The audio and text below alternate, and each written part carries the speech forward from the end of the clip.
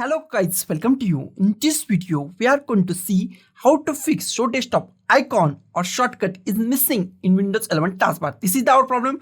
I show you the problem first and then fix this problem.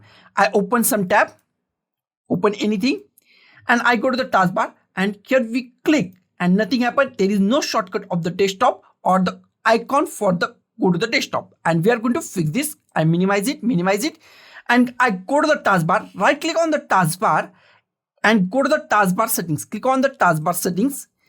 In taskbar settings, scroll down and find taskbar behaviors. Click on the taskbar behaviors. Scroll down. Here we find many options. Go to the here. Select the fair corner of the taskbar to show the desktop. Select this. If it's uncheck it, then check it.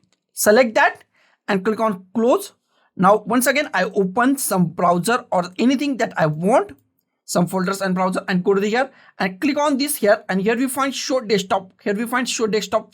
Click at here and our problem is solved. Our show desktop icon or the shortcut is appear on our Windows 11 taskbar. So guys, this is the simplest way to fix this problem. So guys, thank you for watching this video. Don't forget to like, share, comment on this video, and don't forget to subscribe the channel.